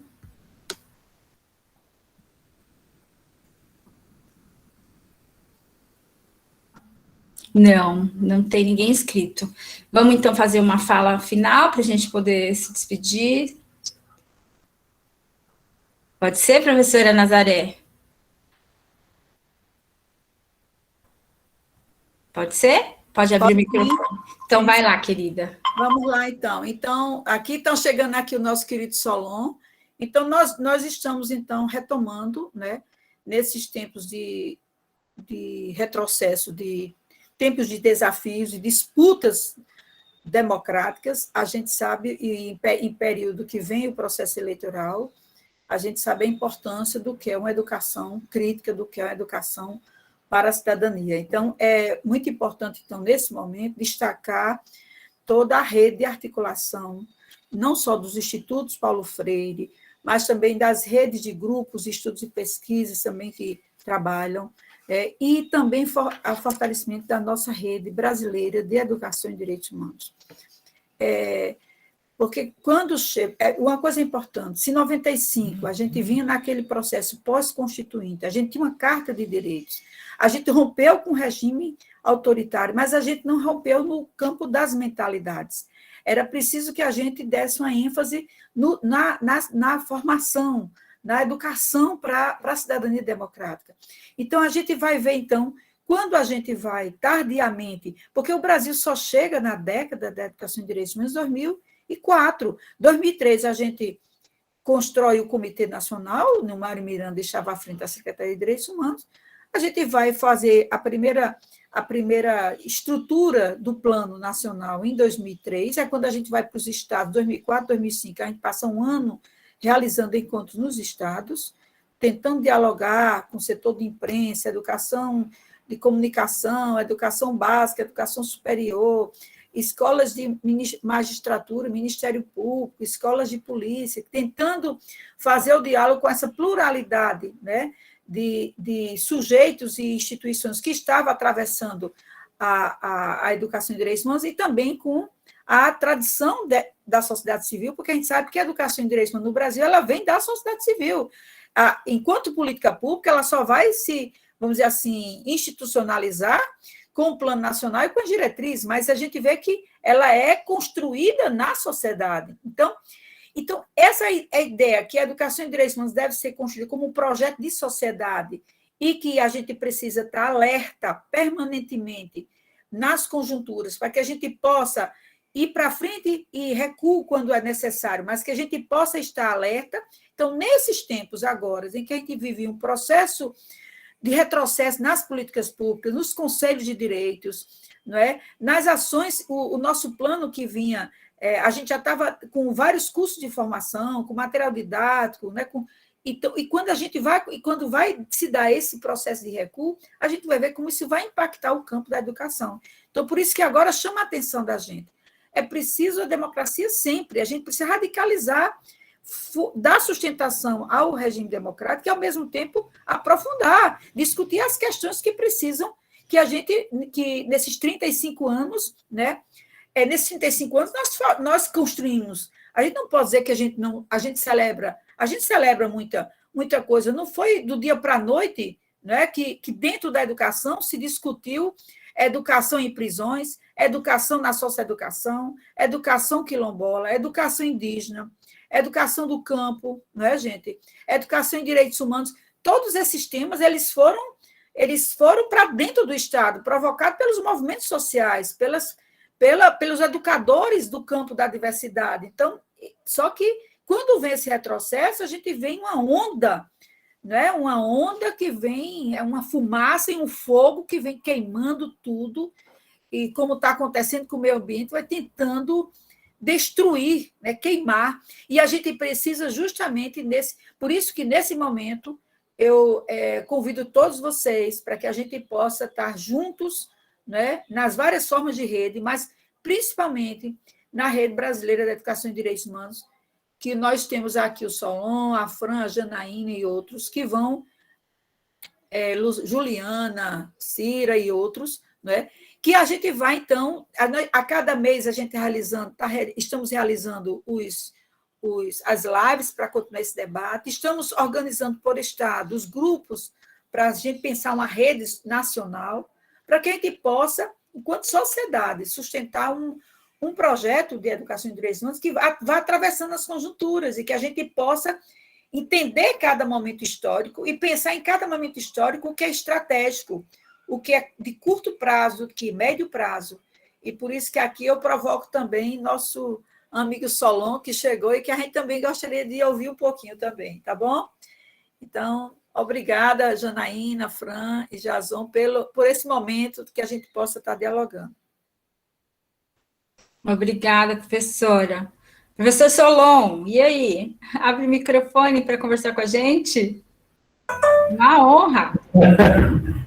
Uma honra é minha participar com vocês. Eu preferia ficar aqui quietinho e deixar a imagem apagada ali. Eu queria primeiro cumprimentar vocês. Belíssima mesa, né? Desde a primeira fala, a fala da Nazaré e agora a fala da Francisca. E falar primeiro que aqui no Brasil enfrentar a ditadura é uma coisa muito comum, né? Não é nada novo. E as gerações aprendem a fazer, né? Aqui no Brasil o difícil mesmo é viver um tempo de democracia, né? E, no entanto, talvez o país do mundo que tem a sociedade mais democrática de todas. E isso é alucinante, porque as relações de solidariedade, as relações de fraternidade, as relações de conflito e de construção de pensamentos novos, como o pensamento do Freire, como o pensamento do Darcy Ribeiro, do Florestan Fernandes, né? São fantásticas produções culturais, né? Como a literatura do Guimarães Rosa, a literatura de Jorge Amado, de Graciliano Ramos, são literaturas absolutamente novas, como as canções do Chico, do Gil, do Tom Jobim, do Vinícius, do Milton Nascimento, sei lá, dessa musicalidade fascinante que o Brasil produz, né?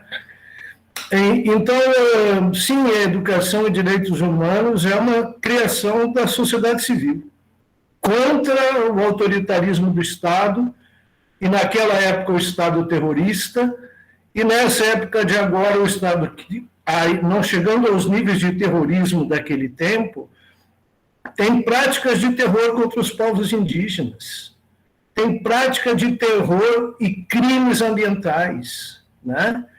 São novas questões que nos propõem, e vocês são jovens, né? E nós aí, com a experiência do tempo, podemos contribuir, mas são os jovens que vão construir a resposta para o tempo que os ameaça e que ameaça o futuro, né? Eu acho que a educação e direitos humanos não faz tudo, mas faz algumas coisas muito interessantes, que é contribuir, como queria o Freire, na compreensão de que é preciso que a sociedade se ponha em marcha, que a sociedade se movimente, consciente de si mesma, das lutas pela liberdade e pela democracia. São belas batalhas que temos pela frente. E não nos faltará coragem. Então, obrigado pelo espaço da fala e vou voltar para o meu chimarrão, tá bom? Obrigada a você. E eu queria, Janaína, para a gente pegar nessa, vamos dizer assim, no tom de Solon, eu queria ler uma poesia aqui de um ex-preso político de Itamaracá, chamado Marcelo Mário de Mello, de Pernambuco. E Marcelo diz, bandeiras. E ele afirma, as nossas bandeiras devem estar sempre içadas, inteiras e limpas. Bandeiras sujas e rasgadas, somente pela força dos ares, do suor ou do sangue das campanhas. É preciso proteger nossas bandeiras contra os ratos e o mofo das gavetas. As nossas bandeiras não são para ficar o ano todo guardadas, expostas apenas em dia de festa. Elas devem tremular sempre, no alto dos mastros e nas nossas andanças de todo dia.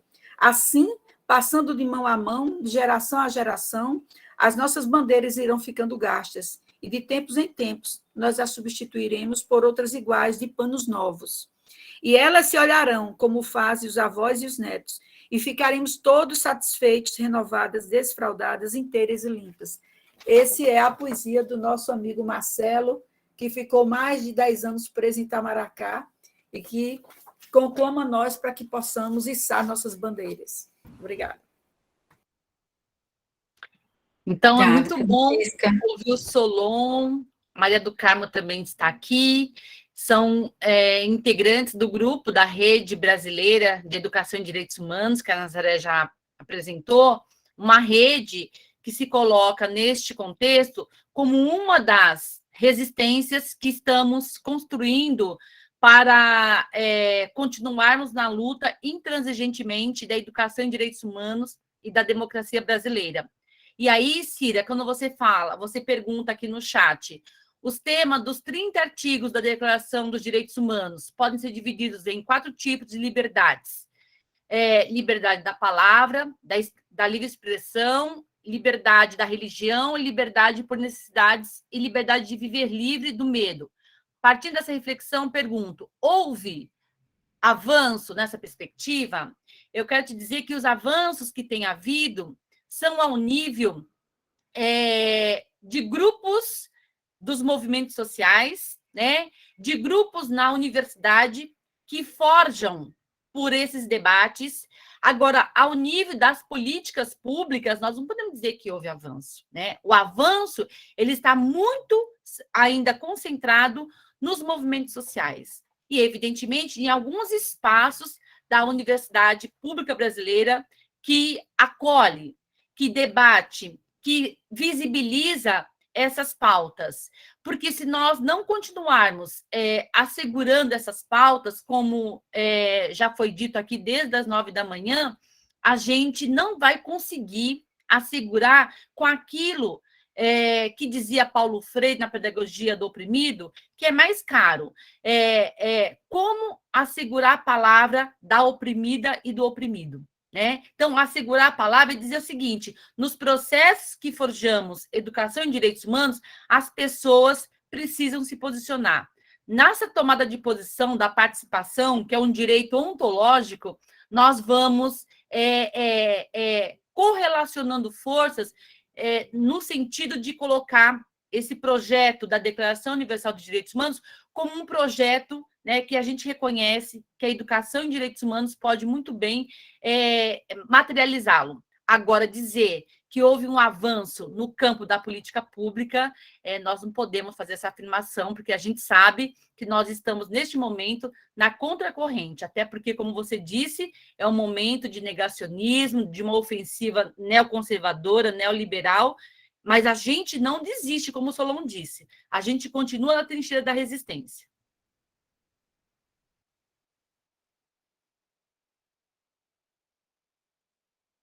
Maria Tereza levantou aqui a mão, pode abrir seu microfone, por favor. Bom dia, né, a todos, a todas. Vou me apresentar, eu não assisti desde o início, porque peguei o link lá no grupo dos mestres do futuro, né? Meu nome é Maria Tereza, eu sou assistente social, trabalho na área da saúde, no Centro de Atenção Psicossocial, com pessoas com sofrimento psíquico. E quando a professora falou, é assistente social também, né? Falou sobre a questão dos direitos humanos, eu estou lendo, comecei a ler, né? Esse livro, eu acho que todos vocês já conhecem, né? Muito interessante. Da professora Ana Maria Araújo Freire Lita, e quando eu a vi falando sobre ele num evento que teve aqui na Paraíba, mas que também foi online, eu participei, eu fiquei louca para comprar, e aí já solicitei na Amazon, e já comprei, já chegou, já comecei a ler. Aí tem um pedacinho aqui que, como fala em relação à questão dos direitos humanos, né, ela coloca, né? Vou só ler um trechinho pequenininho. Freire não acreditava no fim da história, mas, ao contrário, defendia que o presente e o futuro são os homens e mulheres que os constroem. É célebre sua afirmação de que o mundo não é, o mundo está sendo. Para ele, a possibilidade da transformação social é fruto da luta permanente pela humanização, que, se não existisse, não teria nos trazido ao desenvolvimento atual da luta pela implementação dos direitos humanos para todos. Ainda dizia ele que é neste sentido que o pensamento profético não apenas fala do que pode vir, mas falando de como está sendo a realidade, denunciando-a, anuncia um mundo melhor. Para mim, uma das bonitezas do anúncio profético está em que não anuncia o que virá necessariamente, mas o que pode vir ou não. Da pedagogia da indignação, esse pedaço. E aí eu me lembro que eu ainda vou até fazer essa pesquisa de datas. Eu me lembro que eu fazia o mestrado, na época, lá em Recife, na UFPE, em filosofia, e saiu um livro que foi muito polêmico na época. E o nome do livro era O Fim da História, né? E eu não sei se Paulo Freire estava vivo nesse período. Eu vou fazer uma pesquisa, porque eu achei tão próximo a essa discussão, né? Porque quando diz assim, ele não acreditava no fim da história, porque Fukuyama, né, que eu me lembrei o nome dele, Fukuyama, com o livro O Fim da História, foi uma polêmica dentre os intelectuais, era uma loucura. Eu me lembro que na universidade a gente só faltava enlouquecer com esse fim da história e querendo entender, e nem todo mundo tinha condições de comprar o livro. Terminou que eu nunca li o livro, só fazia ler entrevistas, né? E terminou que eu nunca entendi esse negócio do fim da história. E aí eu achei interessante. E eu estou assim, muito feliz com a quantidade de eventos que eu não estou dando conta. Inclusive, eu tenho que entregar, não é, primeiro o artigo, né, que eu estou fazendo o curso de Educação Popular com Brandão, e eu estou achando que não vai dar tempo eu entregar os primeiros escritos, né, porque vai ter que ser, parece-me que dia 4 de outubro, e até o dia 29 é muita coisa, e eu quero assistir, e eu não tenho tempo. Ontem eu fui dormir de 3 horas da manhã, assistindo a conferência de abertura do evento em Recife, que é uma coisa assim, eu esqueci de fazer a inscrição na época, eu já participei 3 vezes, inclusive, desse colóquio em Recife, muito importante, né? E eu disse, meu Deus, esqueci de fazer a inscrição. E aí a gente só tem acesso às conferências.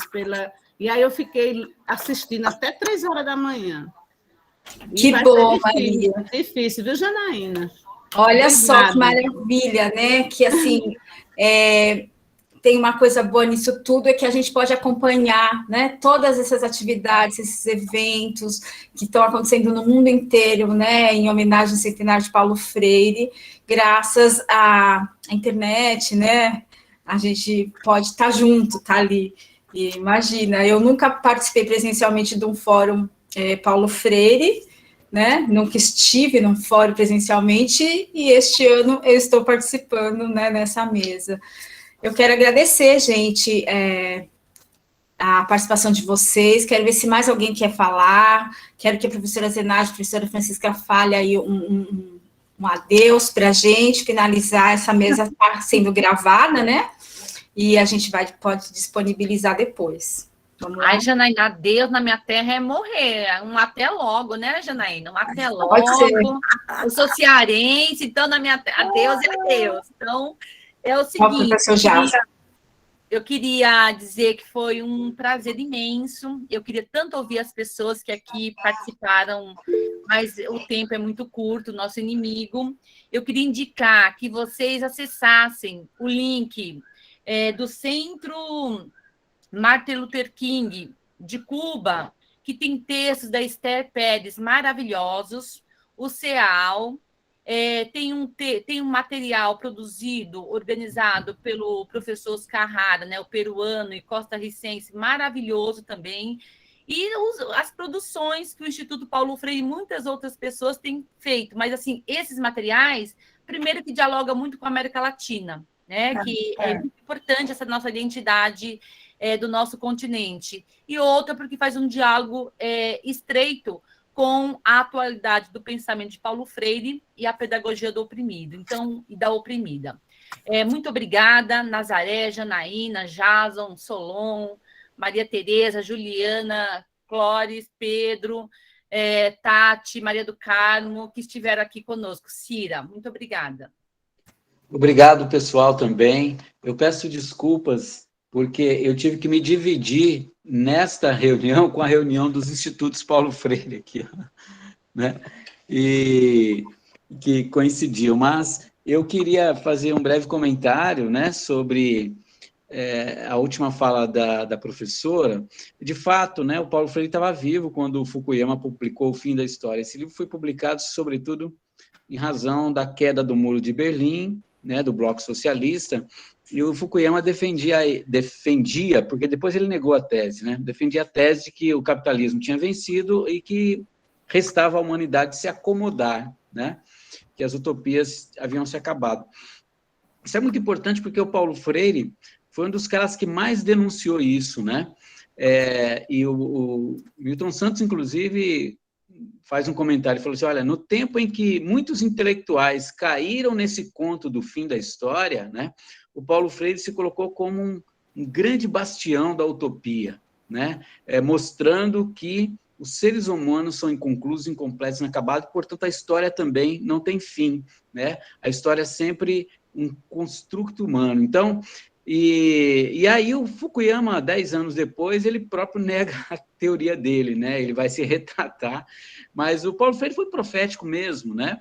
E tanto que, pouco tempo depois da morte do Paulo Freire, nós tivemos um reerguimento, assim, dos movimentos sociais muito grande, né, Fran? Com os fóruns sociais, sobretudo, de que nós participamos tanto, Janaína também, colegas aí, e enfim, né, a história está viva, e porque o futuro ele é problemático e não inexorável, né? Então, essa é a grande lição. E acabei de receber a informação aqui, pessoal, né, que uma juíza de Brasília proibiu o governo brasileiro de falar em expurgo de Paulo Freire, né? Foi publicado hoje, né? Uma decisão judicial, né? Mais um ponto aí contra, né, esse governo nefasto que, né, toma conta desse país, mas que vai passar, né, como diz a canção do Chico Buarque. Professora Nazaré?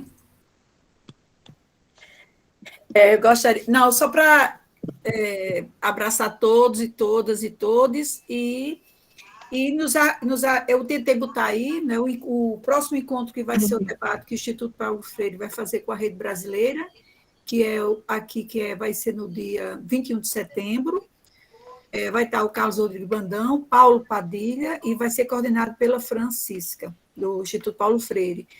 E acho que chamar todos e todas para que possam entrar no site da rede, eu botei aqui também o site da rede, para que vocês possam, dentro do site da rede nós temos a linha do tempo, nós temos os eventos, as articulações com os estados, então vocês podem estar participando ativamente, tá certo? E, por último, em nosso encontro, que em dezembro a gente realiza o segundo encontro brasileiro. Então, vai ser também outro momento de encontro de educadores e educadoras populares e de direitos humanos no Brasil. Então, acho que são momentos que a gente vai, né, e não, como diz o meu amigo Marcelo, não, continuamos ensinando a bandeira, né? Esse ano nós fizemos, nessa perspectiva do pensar e agir na resistência, nós realizamos aqui na Paraíba com os professores das escolas rurais, no município de Sapé, onde era o território da luta e das ligas camponesas. Nós realizamos a Semana das Lutas e Ligas Camponesas, onde estudantes, crianças do ensino fundamental, do ensino médio, podiam falar da biografia, podiam falar das reflexões sobre a luta no campo. Então, são esses exemplos, experiências e práticas de emancipação, e né, nessa linha desse diálogo com Paulo Freire, que a gente vai vendo, né, proliferando várias perspectivas, várias lutas no local, mas que vai pulsando, né, as mentes, os corações, e faz com que as pessoas, no seu local, possam estarem aprofundando e discutindo uma educação emancipadora. Então, por isso que é o esperançar mesmo, que a gente vai alimentando, né, e que a gente possa estar todos juntos e juntas, de mão dadas aí, que a gente possa estar problematizando e enfrentando. Então, resistência sempre, educação em direitos humanos como uma forma de luta. Tá? Um abraço. Um abraço, obrigada. Agradeço, então, a participação de todas, todos vocês. Eu queria finalizar com música, vou ver se eu consigo, para a gente finalizar exatamente essa mesa que teve muita poesia, né? Teve muita coisa bonita. Até o Solon trouxe para a gente, falou de música, falou de tudo. Vamos ver se dá certo aqui, só um minuto.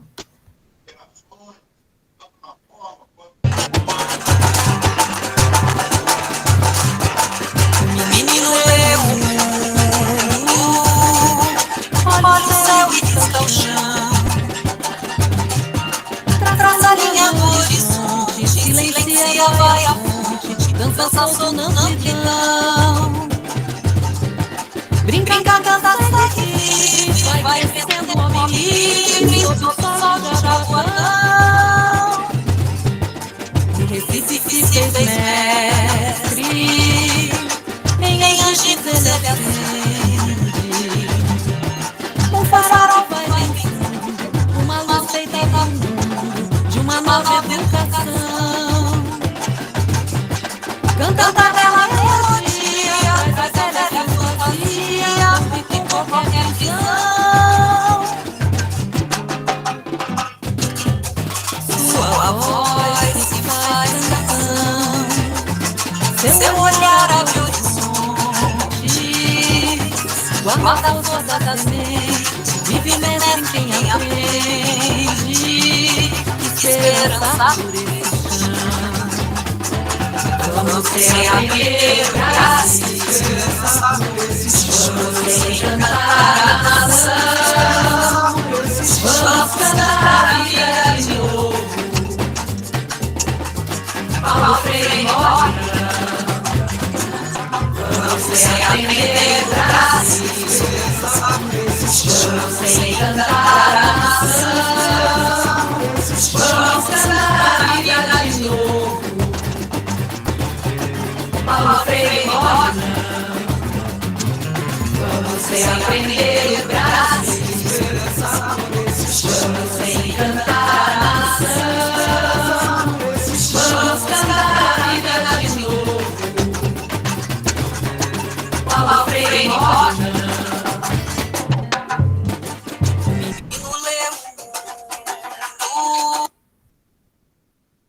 É isso, gente. Obrigada. Bom dia a todos e todas. E até lá. Salve, Paulo Freire.